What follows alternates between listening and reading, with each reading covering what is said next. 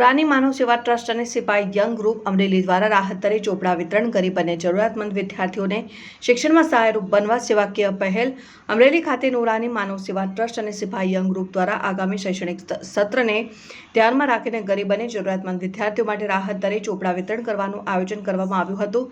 શિક્ષણ ક્ષેત્રે સહાયરૂપ થતી આ અનોખી સેવાકીય પહેલને સ્થાનિક લોકો તરફથી સરાહનીય પ્રતિસાદ મળ્યો હતો।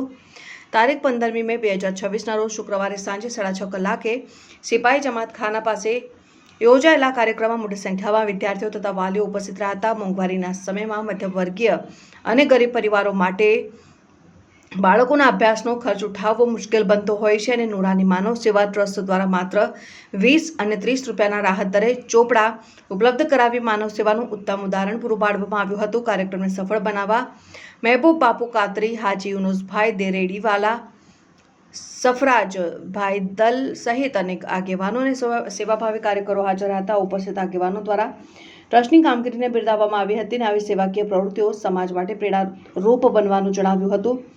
ટ્રસ્ટી દ્વારા માહિતી આપતા જણાવાયું હતું કે આજના મોંઘવારીના સમયમાં ગરીબ અને મધ્યમવર્ગીય પરિવારો માટે બાળકોના શિક્ષણનો ખર્ચ મોટો બોજ બની રહ્યો છે। કોઈ બાળક માત્ર આર્થિક પરિસ્થિતિને કારણે અભ્યાસથી વંચિત ન રહે તે હેતુથી ટ્રસ્ટ દ્વારા દર વર્ષે વિવિધ સેવાકીય કાર્યક્રમો યોજવામાં આવે છે। આ વર્ષે પણ વિદ્યાર્થીઓને સહાયરૂપ થવા ચોપડા વિતરણ કાર્યક્રમ યોજાયો।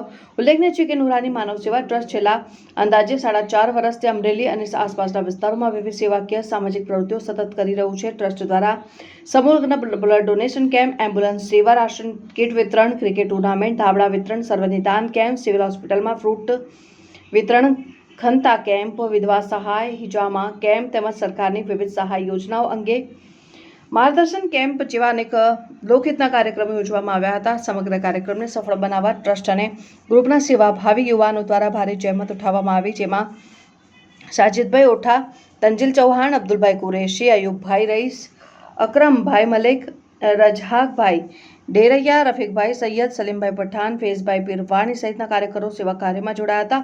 સ્થાનિક લોકોએ ટ્રસ્ટની સેવાકીય પ્રવૃત્તિને બિરદાવી ભવિષ્યમાં પણ આવા લોકહિતના કાર્યક્રમો ચાલુ રહે તેવી શુભેચ્છા વ્યક્ત કરી હતી। રિપોર્ટર સમીર ખોખર, અમરેલી।